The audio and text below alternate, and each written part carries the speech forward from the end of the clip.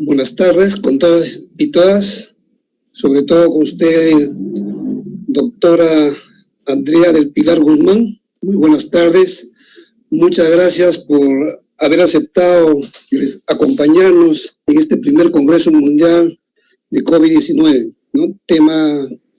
Situación muy difícil para toda la humanidad y en estos momentos difícil para los países latinoamericanos por el sistema de salud que tenemos muchas veces no todavía en su totalidad adecuada, ¿no?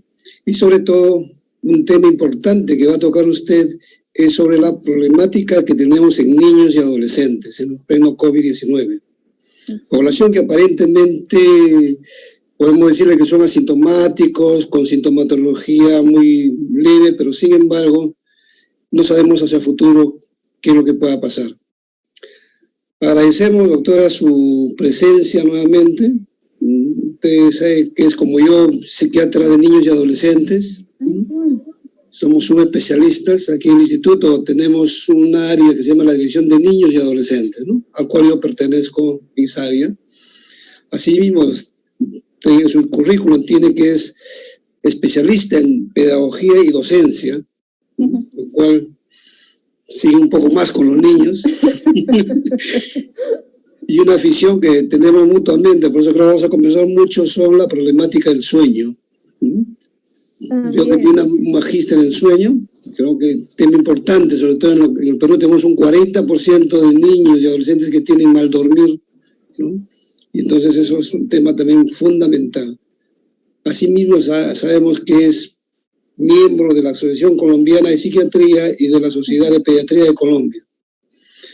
Bien, doctora, sin más, vamos a darle la palabra, pero sin embargo vamos a decirle a todos nuestros participantes que por favor, durante toda la conferencia de la doctora Andrea Guzmán, puedan tener apagados sus micros y los chats, lo vamos a activar al final para las preguntas. ¿Vale? También pediríamos con toda amabilidad que a todos los que están presentes se presenten en la pantalla con sus nombres. Así nos vamos conociendo un poco. Sin más, doctora, somos todo oídos y agradecemos nuevamente a nombre de la comisión organizadora que nos acompañe. Muchas gracias. Estamos todos atentos. Bueno, muchísimas gracias, doctor. Muchas gracias por la invitación. Agradecerle al doctor Gaitán la confianza que depositó y al grupo organizador para poder estar con ustedes en este espacio. Qué bueno que todavía puedan estar acá conectados, ya que ha sido una jornada extensa y pues es como la última ponencia, pero la idea es poder explicarles algo con respecto a la situación, como explicaba ahora el doctor, de niños, niñas y adolescentes. Estoy compartiendo la pantalla. ¿Sí la observa, doctor Omalima? Sí la observamos, doctora. ¿Sería poner en pantalla grande, no en presentación? Sí, ahí está bien. Se ve perfectamente, gracias. Bueno, muchas gracias. Sí, como decía el doctor, pues soy psiquiatra de niños y adolescentes. Me encuentro en Armenia, es un municipio del eje cafetero acá en Colombia. Y pues es una problemática, pensaría yo, a nivel mundial, no solamente de nosotros como país Colombia o de Latinoamérica, porque pues en esta situación de pandemia los grandes triunfadores o las personas que han tenido un gran sacrificio en muchos aspectos han sido los niños, las niñas y los adolescentes, porque es algo que realmente nos ha impactado muchísimo, ¿sí? ¿Qué pasa con esta parte de la atención en los niños, en las niñas y los adolescentes? Partimos del hecho de los derechos fundamentales de todos los niños, como lo observan en la diapositiva, ese buen trato es el que siempre se ha buscado y por eso es tan importante hablar de este tema, porque hay una colectividad a nivel mundial que estamos buscando esa finalidad, que es el bien común de los niños, porque van a ser el futuro más adelante y porque son las personas encargadas de hacer una proyección a lo largo de su vida. Pero ¿qué ocurre con el maltrato infantil? No es solamente el hecho de un abuso sexual o el hecho de una discusión o una pelea. Hay muchísimos tipos de abusos, por ejemplo, la desatención, ¿sí? La parte de en qué momento yo estoy enseñándole al niño unas reglas y unas normas y en qué momento se desdibuja y pasa una línea invisible para ya estar hablando de un maltrato infantil. Pero ¿qué personas pueden estar relacionados con esta parte de maltrato infantil en los niños? Son muchas las personas, pero si observamos, siempre va puntuando los miembros en la familia. Quiere decir que en este momento un niño en confinamiento que está en su casa, en algún momento estamos hablando que está viviendo y conviviendo con esta persona que está generando el maltrato infantil. Entonces, como es un problema tan complejo, realmente esta dinámica y todos estos factores ahora empeoran y hemos visto en consulta, en urgencias, en hospitalización, por reporte de casos, por fichas, que este maltrato ha aumentado en esta situación como tal de pandemia, ¿sí? Como hay diferentes tipos, básicamente quiero mostrarles que casi siempre hay un tipo de violencia, pero puedo encontrar 2 o 3, ¿sí? No solamente uno.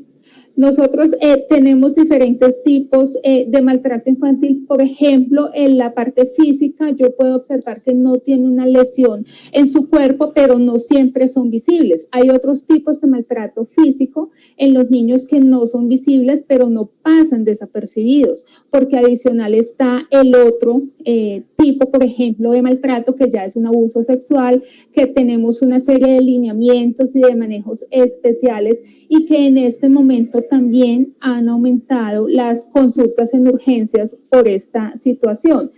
Lastimosamente, este abuso sexual no solamente va en este tipo, sino que va asociado a la otro abuso, que es el mental, el emocional o el psicológico, ¿sí? Cuando es posible que este menor o este adolescente no comente la situación y pase tiempo, y cuando conozcamos realmente, como decía el doctor ahora, las consecuencias de esta pandemia, pueden pasar meses o pueden pasar años para poder saber y tener una certeza de cifras y de estadísticas que podemos encontrar, ¿sí? Este es otro tipo frecuente, que es la desatención, el maltrato infantil tipo negligencia.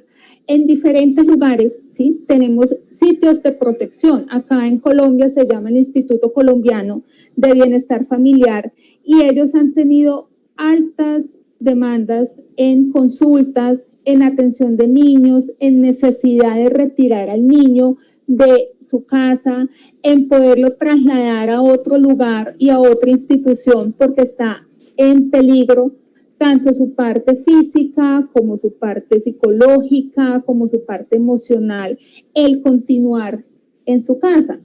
Obviamente este es un panorama, no todos los niños están bajo esta situación, ¿sí? Como comentaba esta mañana la doctora Zunkel, ella nos decía que posiblemente esta Navidad vaya a ser una Navidad muy triste, ¿sí? Para este grupo de personas que tuvieron esa pérdida de un ser querido, que tuvieron dificultades, duelos no resueltos, pero es posible que para otro grupo de personas el hecho de estar en su casa, con su familia, pasar este tiempo de 5 meses, 6 meses y se va alargando, puede ser algo positivo. Pero ¿cuál es el impacto que tenemos en esta situación de maltrato infantil? Tuve la gran fortuna de tener la charla después del doctor Tafet, entonces tuve un amplio panorama y yo creo que voy a especificarles cosas muy puntuales que el doctor habló, porque la alteración de todo el sistema nervioso central, autónomo, endocrino, está asociado con esas experiencias negativas en la infancia. Estas situaciones iniciales, cuando soy un bebé, cuando soy un escolar, cuando soy pequeño, me van a afectar la parte del neurodesarrollo, ¿sí? Y esto va haciendo que se encadenen una serie de eventos que a lo largo, en un momento determinado, puede finalizar lastimosamente con una muerte prematura, o sea, un suicidio consumado. Y hay situaciones sociales, hay situaciones familiares, pero también existe las situaciones neurobiológicas, lo que nos explicaba el doctor ahora, el doctor Tafet, de la alteración que hay a nivel neurobiológico, porque esto es una serie de eventos en cadena, ¿sí? Hay una vulnerabilidad genética, ¿sí? Pero también hay alteraciones en las estructuras neurobiológicas asociadas a estos eventos en primera infancia, como maltrato infantil.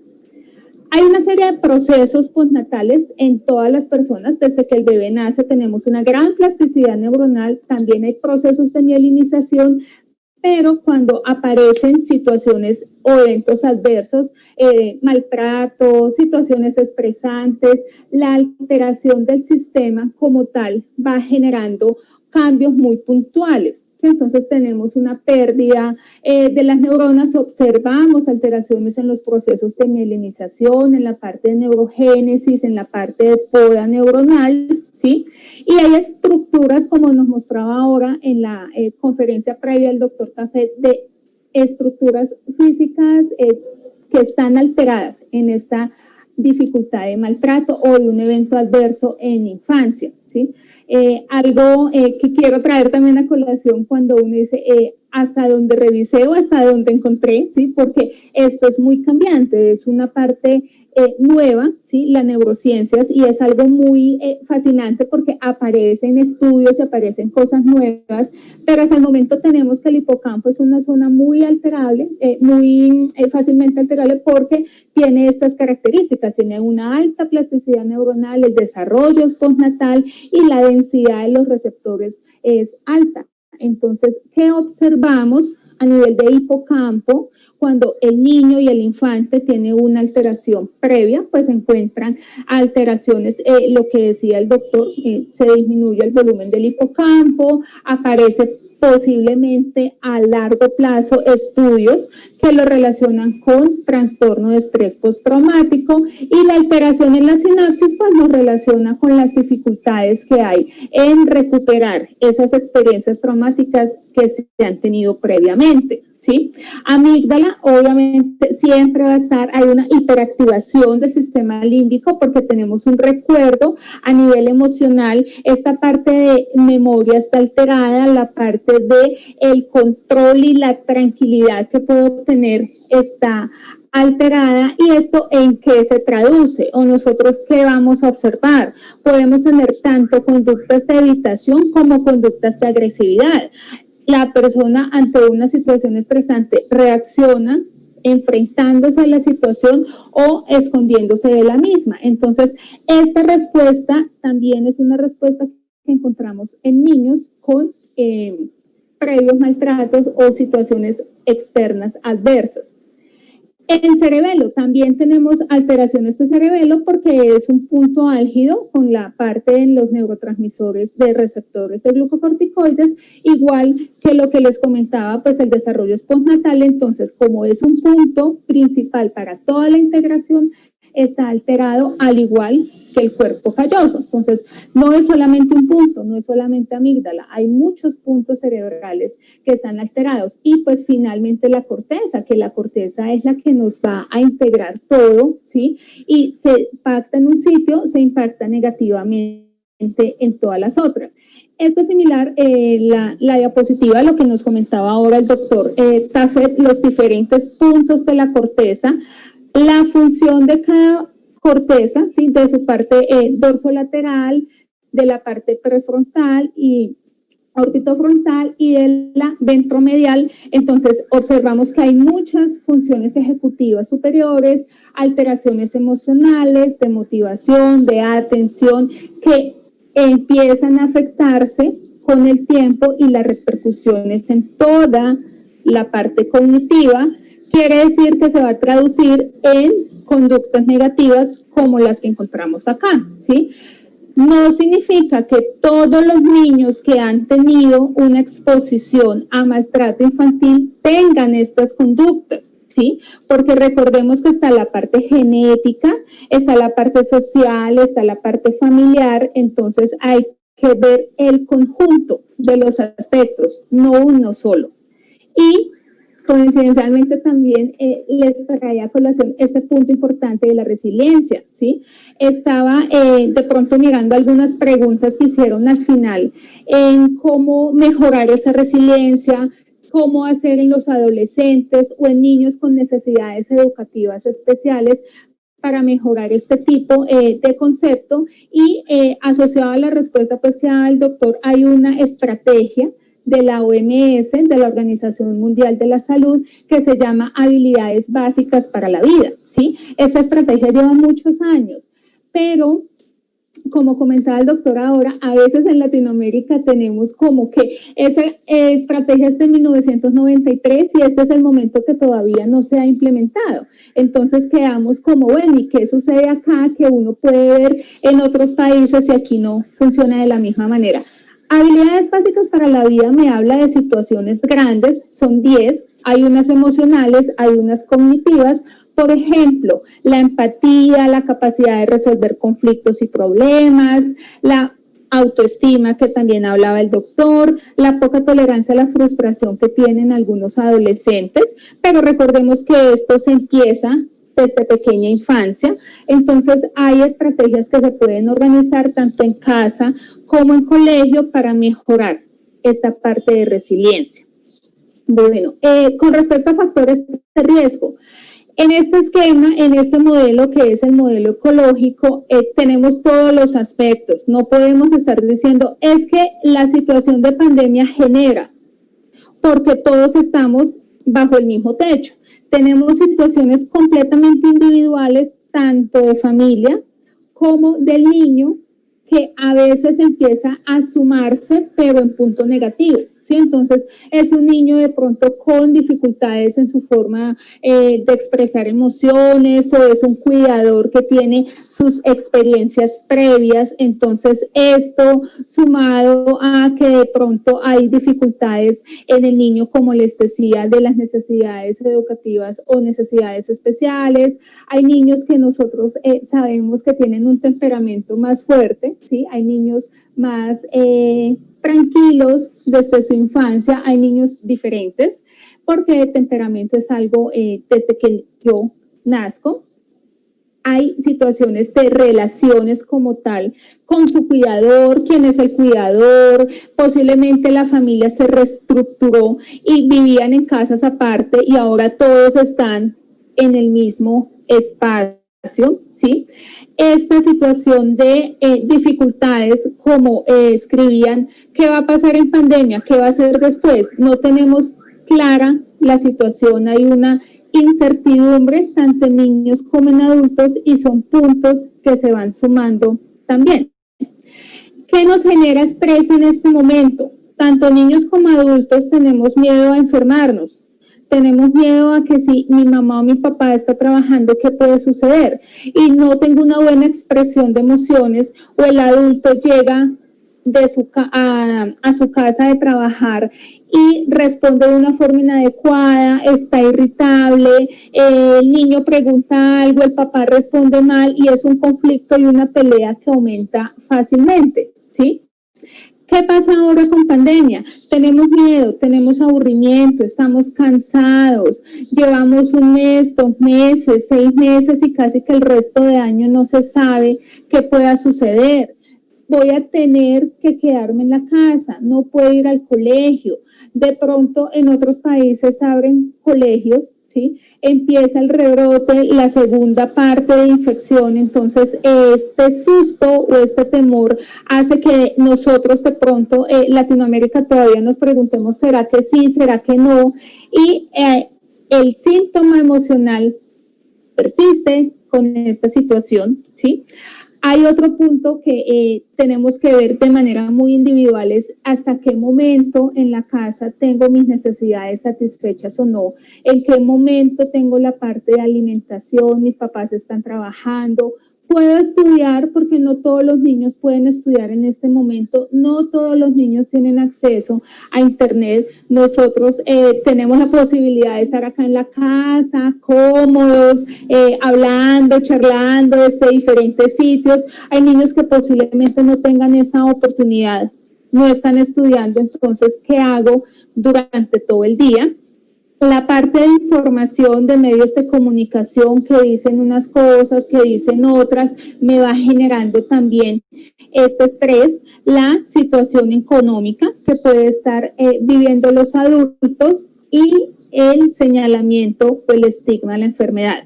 Entonces, cuando hablamos de maltrato es muy importante ver todos los factores, no solamente el niño, la familia, las relaciones, mi comunidad, ¿sí? Nosotros acá en el departamento tuvimos municipios totalmente aislados por 3, 4 meses, todo el municipio. Nadie podía entrar, nadie podía salir, ¿sí? Entonces, esta situación hace que se disminuya el acceso a una economía, a un trabajo, a alimentación, ¿sí?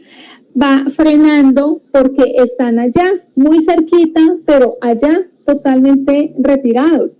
Y la situación de pobreza que puede estar previamente se exacerba con este punto. Ahora, ¿qué sucede con servicios de salud? No todas las personas tienen la capacidad de un servicio de salud. Las personas que tienen dificultades en acceso a servicios de salud previamente, ¿sí? Ahora pues va a empeorar, porque hay muchas estrategias, hay muchas herramientas para que la parte de atención en salud mental se haga desde el primer nivel. Eso se llama la atención básica que se hace, pero a veces ese apoyo no está. A veces la parte de salud empieza a tener dificultades y aumentan las tasas de desempleo, aumentan las tasas de pobreza, aumentan las tasas de violencia.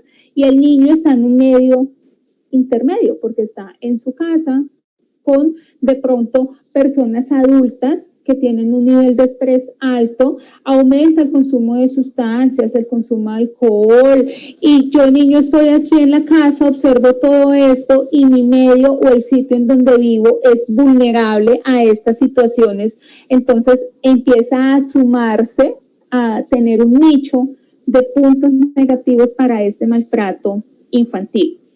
Y pues el otro punto que es la parte social, políticas hay, leyes, decretos, apoyo externo, entidades que ayudan y que buscan que la calidad de vida esté bien, pero de ir a lo macro, a lo micro, a esa casa, a ese niño muy puntual, muchas veces se afecta, ¿sí? Nosotros observamos que no todos los niños tienen las mismas condiciones de salud, de acceso a educación, de acompañamiento familiar. Entonces, esa igualdad de condiciones, esa justicia de alguna manera con los derechos básicos están afectados, ¿sí?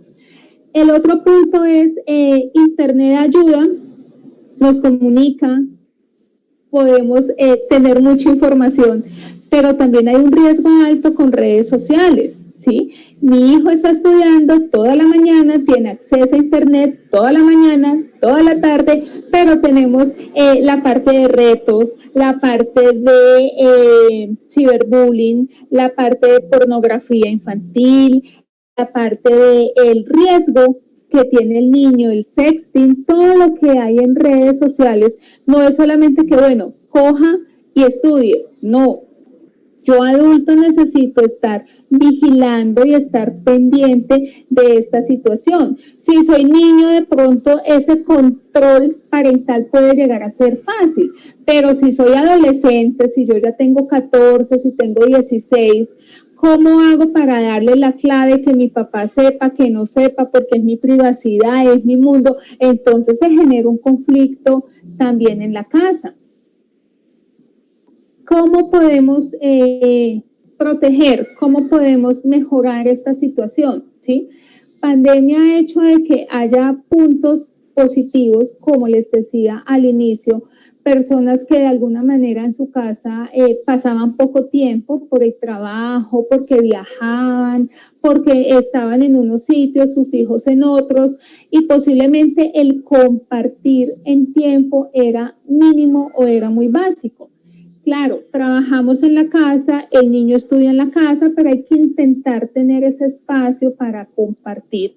para tener una buena relación, para tener este vínculo de alguna manera, para lograr, ¿sí?, que tenga un fortalecimiento de su autoconcepto, de su autoestima, del cariño propio, que empiece a identificar situaciones, como decía ahora el doctor, a través del juego, a través de jugamos estos juegos de mesa y perdí, ¿sí? Esa parte es manejar la frustración de una forma sencilla, ¿sí? Hoy perdiste, de pronto mañana ganas, de pronto vuelves a perder, y esta ayuda en crianza de valores, de respeto, de honestidad, de yo estoy hasta acá, hasta este punto, porque es la otra persona, es yo llego hasta acá, es un límite y aquí empieza la otra persona. El criar a los niños pequeños, el acompañar al adolescente para que haya una disciplina y una forma sana, no con un castigo, no con un grito, no con una discusión, porque algo pequeño, con la carga emocional de los papás y la situación de los niños, se puede generar una bomba de tiempo muy fácil. ¿Cómo vamos a proteger esta situación? ¿Cómo lo vamos a prevenir? Si maltrato infantil es un punto grande, amplio, complejo, la prevención también lo es, ¿sí? Porque nos invita a todas las personas que de alguna u otra manera tenemos contacto con pequeña infancia y con adolescencia a que se mejoren estas herramientas y a que esta situación vaya disminuyendo y pueda acabarse, ¿sí? La prevención está en todos los puntos. El niño no puede salir en este momento a jugar. Bueno, podemos jugar en la casa, puede que no sea el mismo juego, no sea la bicicleta, no sea correr, no sea piscina, pero algo en la casa se puede organizar. Puede que no tengamos una posibilidad de tener un servicio o una comunicación grande, pero estas herramientas van a permitir que se pueda comunicar con familiares que viven lejos, con sus abuelos, el tema de alimentación que también lo comentaban, ¿sí? A veces del afán de la lonchera, del nutriente como tal, es muy básico, entonces es fácil dar un juguito de caja, es fácil una bebida azucarada, es fácil una gaseosa, y se invita de alguna manera al muchacho para poder tener una alimentación más saludable. Con la parte de sueño, ¿sí?, que hablaba ahorita también el doctor, sueño es una belleza, es espectacular, porque el sueño es lo que tenemos que cuidar en todas las personas. Cuando sueño empieza a afectarse, se empieza a afectar las otras cosas, dolores físicos, cansancio, malestar, irritabilidad, la parte de la hormona de crecimiento que hay en los niños, la parte de memoria y de concentración. Entonces, una situación tan sencilla como sueño, cuando está alterada, nos afecta muchas otras cosas, ¿sí? ¿Cuál sería el llamado tocando el punto de prevención? Papás, cuidadores, familia en general, instituciones educativas, colegios, escuelas, medios adicionales, entidades de salud, hospitales, clínicas, todos los que estén al alcance de brindarle ese apoyo de salud al niño, y pues ya las instituciones gubernamentales, ya la parte de política, ya la parte de decretos, que si todos de alguna manera estamos enfocados en disminuir este punto de maltrato, pueda mejorarse y podamos llegar a lo mínimo en este momento. ¿Qué va a pasar después? Llevamos un tiempo, unos meses, ¿sí? No sabemos cuánto tiempo vaya a ser, no sabemos qué vaya a pasar de aquí a diciembre, ni qué vaya a suceder el otro año. Posiblemente se reactive la economía, se reactiven colegios, se reactiven trabajos, pero la parte emocional es algo que en el tiempo nos vamos a poder dar cuenta que puede estar sucediendo. Si ustedes recuerdan, aquí hubo una situación de terremoto hace varios años, ¿sí? 21 años, fue el terremoto en Armenia, Y es una situación impactante, obviamente es una situación externa de un momento a otro, pero es una sola y es muy rápida. Y todas las respuestas emocionales uno las ve en un tiempo, ¿sí? Nosotros vemos un impacto inicial en 3 días, luego vemos un impacto en 1 mes, luego vemos un impacto en 3 meses, luego vemos el impacto en 6 meses, pero existen impactos a más largo plazo. ¿Qué quiere decir impactos? Posibles problemas de salud, trastornos de estado de ánimo, trastornos de depresión, trastornos de ansiedad, trastornos en el sueño, trastorno de estrés postraumático. Es diferente cuando yo tengo un niño de 4 o 5 años en la casa y el ambiente es estable, es acogedor, es ameno. Cuando tengo un niño de 6 meses, de 1 año, que de pronto no tengo la posibilidad de tener ese acompañamiento en la estimulación, porque yo estoy trabajando y está acostado toda la mañana, o hay otro cuidador que de alguna manera me apoya en ese proceso. Entonces, es muy individual el tema en cada casa y en cada familia, pero lo que está claro es, maltrato infantil nos genera situaciones en infancia que repercuten más adelante a nivel emocional, a nivel comportamental, a nivel de salud física y a nivel neurobioquímico. Entonces, estos impactos que tenemos están desde acá y no es algo que aparece nuevo, es algo que está reportado, es algo que la literatura no lo sustenta, es algo que nosotros ya sabemos, por eso queremos que este punto sea el principal, que la prevención esté para todos los niños, para todos los adolescentes, incluso en una época difícil y compleja como es esta época de pandemia. Bueno, muchísimas gracias. Creo, doctor, que muchas gracias. Finalizado. Muchas gracias, doctora Andrea. No le he tenido que decir faltan 5 minutos ni 3 minutos porque si no, exacto, agradecemos la medición de su tiempo. Bueno, vamos a pasar a las preguntas, ¿no? Sin embargo, quiero resaltar puntos importantes que usted ha dicho, ¿no? Sobre todo el promover el buen trato, ¿no? Creo que es importante en el niño, ¿no? Por eso una premio Nobel latinoamericana, Gabriela Mistral, decía, los niños son hoy, ¿no? ¿No? Como usted mismo decía, los niños son hoy para el futuro. En este sentido, cabe resaltar también que le ha dado un enfoque basado en la neurociencia. Yo creo que esa es la nueva forma como tenemos que ver el desarrollo, ver la neuroplasticidad, las neuronas en espejo, ¿no? La relación que existe entre los 3 cerebros, ¿no? El cerebro reptiliano, el cerebro límbico y el cerebro del neocórtex, ¿no? Cómo las sensaciones se producen emociones y las creencias, esas emociones lo producen a nivel mental.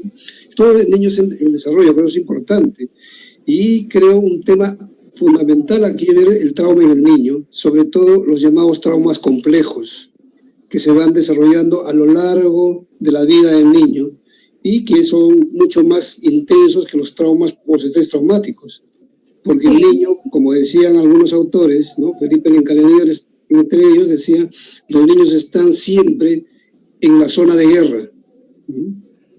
Entonces, quedan en la mitad, es que quedan en la mitad porque... Exacto, ¿no? Claro, sí. En donde estaban, de alguna manera, es mitad del tiempo en la casa, mitad del tiempo en el colegio, llamémoslo así, ¿sí? Ya no tenemos colegio, entonces ese colegio se traslada a casa y es muy difícil para el papá asumir el rol de profesor, ¿sí? Y si encima hay violencia familiar, violencia en la casa, ese niño está en una zona de guerra continua. Sí. Ese es el problema. ¿Vale? Sí, entonces, poder escapar. Y para terminar, el dejar pie es otro tema importante que usted nos ha ido viendo, deslumbrando, es esos vínculos que debemos tener con los niños, los vínculos afectivos, promoviendo siempre los apegos seguros, ¿no? Dentro de la teoría del apego, ¿no? ¿Vale? Sí. ¿Hay algún comentario?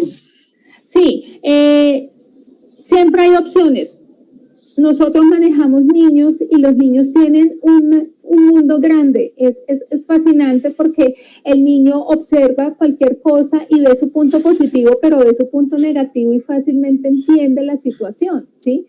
Que el adolescente también, porque está en un proceso de desarrollo y este vínculo inicial con su mamá o con la figura materna, porque de pronto no está su mamá por diversas circunstancias, pero hay una tía y una abuela, es un punto fundamental, ¿sí? Es un punto que desde embarazo se empieza a organizar, porque esa mamá en esa gestación deseada, no deseada, difícil en algunas circunstancias por relaciones de pareja, partes económicas, físicas, esto nos impacta de alguna manera y siempre queremos que sea lo mejor posible y que este vínculo sea adecuado y que este apego sea seguro y tranquilo para el bebé y para la mamá.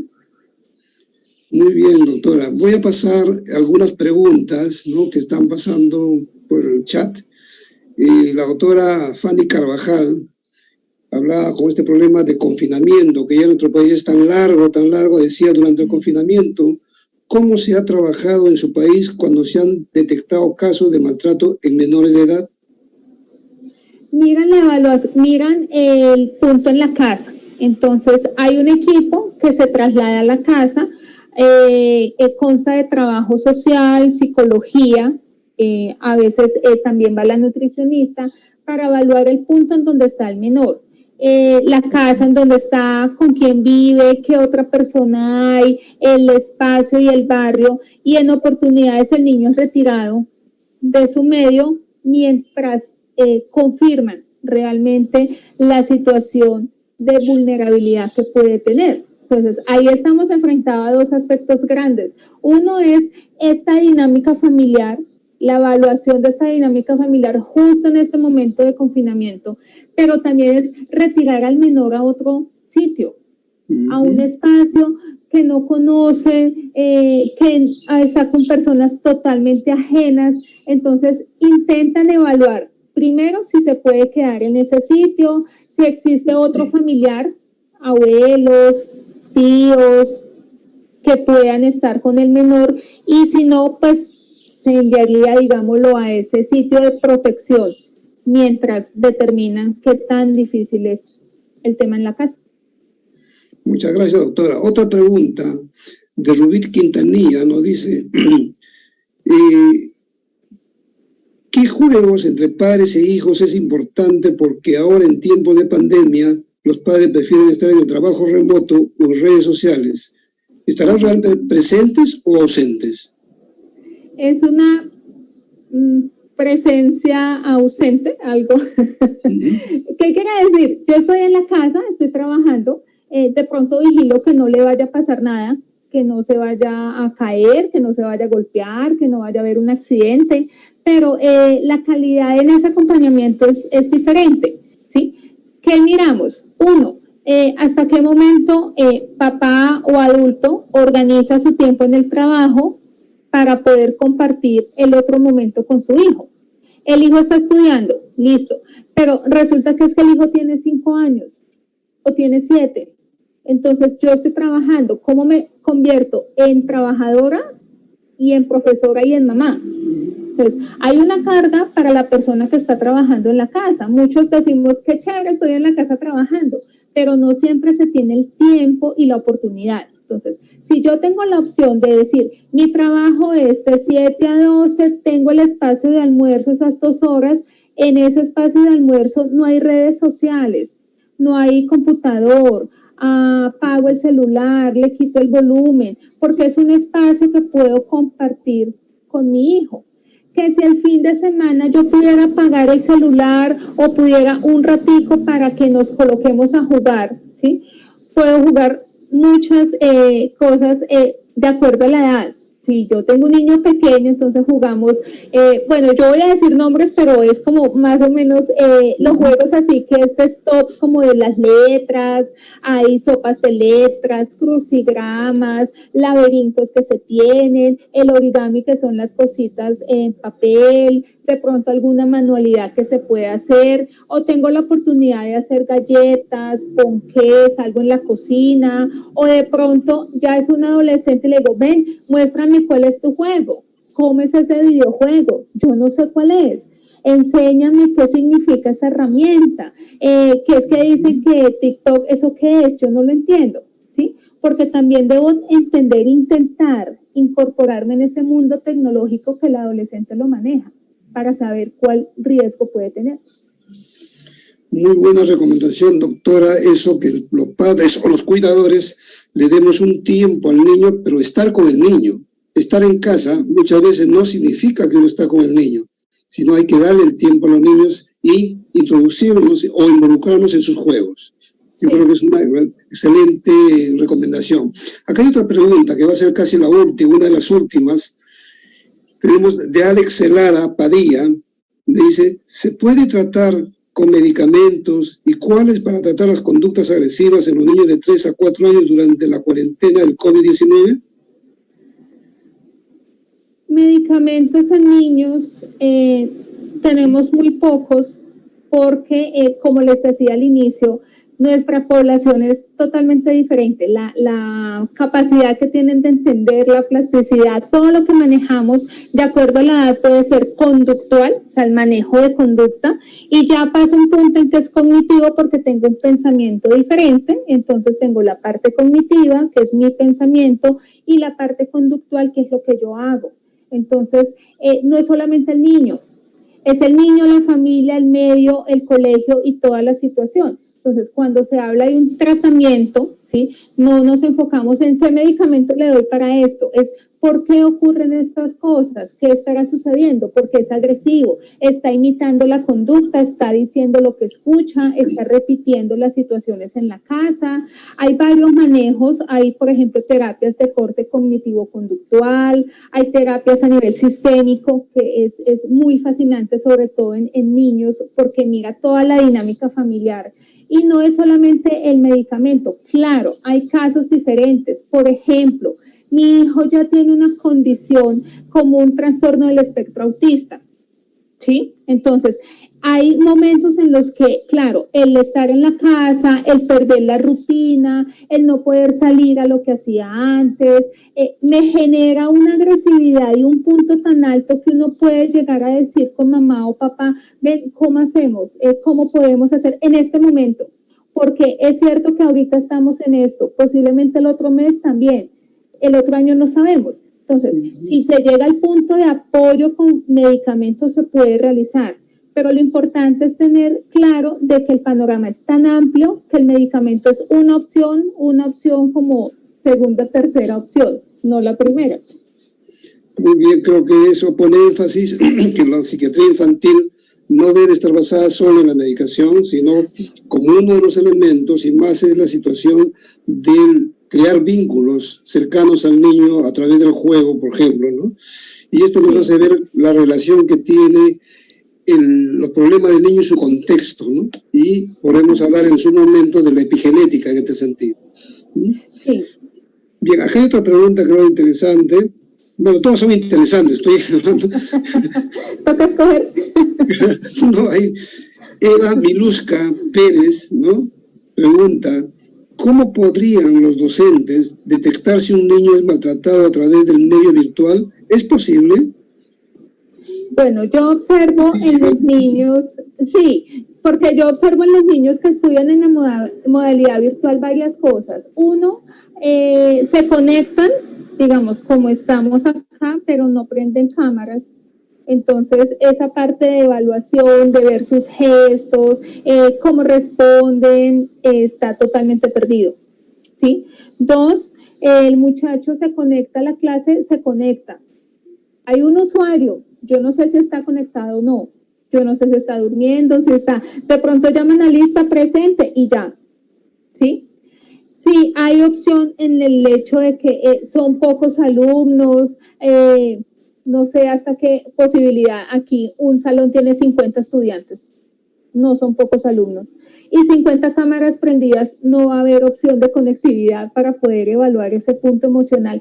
Pero yo sí puedo decirle al estudiante, mira, este es mi correo electrónico, este es mi teléfono. A veces el estudiante forma una muy buena relación con un profesor y no encuentra ese apoyo en la casa, pero sí con el profesor.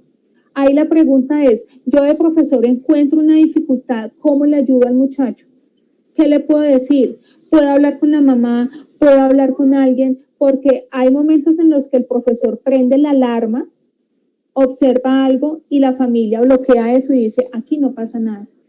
Eso es allá, aquí no es. Entonces, si medio virtual me permite evaluar la parte emocional de un muchacho, es muy difícil, es muy complejo porque no hay cámara, porque no tengo esa relación, porque el muchacho está conectado, digo yo entre comillas, no sé hasta qué momento esté o no esté. Entonces, denle la opción y la posibilidad de que si necesitan algo puedan contar con ustedes como los profesores para ayudarles, eso sí.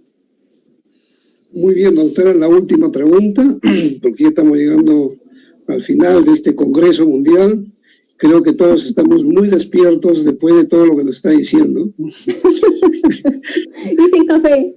Y sin café. Bueno, yo tengo por aquí mi cafecito por si acaso. Acá dice José Andrés Camero Aponte pregunta, a su parecer y en su experiencia personal, ¿dónde se encuentran los puntos críticos para desarrollar en la población las habilidades básicas para la vida, entre ellas las que involucran la estimulación en la función ejecutiva en los niños en formación? En América Latina, pone ya muy... Bueno, estimulación temprana son niños los primeros 1000 días que se habla, que hace parte de gestación. Cuando el bebé nace el primer mes, son los 1000 días fundamentales, sobre todo por la parte emocional de la mamá, de la familia y de ese bebé. Porque los niños tienen un piso y ese piso emocional es mi familia. Si mamá gestante tiene dificultades, en la casa hay dificultades, el niño empieza como si estuviera parado en gelatina, ¿sí? Algo así, inestable. Entonces, primer punto fundamental, los primeros 1000 días, que es gestación y el primer año de vida. Segundo punto fundamental, ingresa a colegio, cambio todo. Yo estaba aquí y un día estoy acá y al otro día estoy acá. Entonces, esa relación con profesores es una relación chévere, es una relación que en algún momento puede tener un punto positivo. Nosotros no nos acordamos cuando empezamos el jardín y cuando estábamos chiquitos, pero sí hay momentos, no, esa función no estaba todavía desarrollada la memoria, pero sí hay una parte neurobiológica, que es la amígdala, lo que estábamos hablando de esa parte emocional. Entonces, esas transiciones cuando inicia colegio, otro punto fundamental. Otro punto fundamental, el cuidador.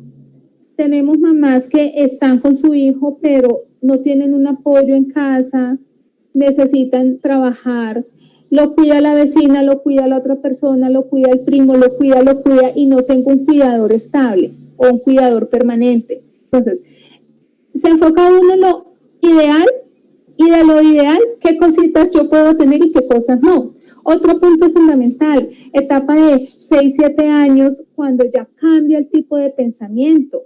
En la parte de desarrollo de niños, nosotros tenemos pues muchos autores, pero hay un autor que es Piaget, que me habla del proceso de la evolución del pensamiento. Entonces, a partir de más o menos 7-8 años, el niño ya deja de ser de pronto tan concreto en muchas cosas y ve un poco más grande el abanico de posibilidades. Entonces, es otro punto fundamental.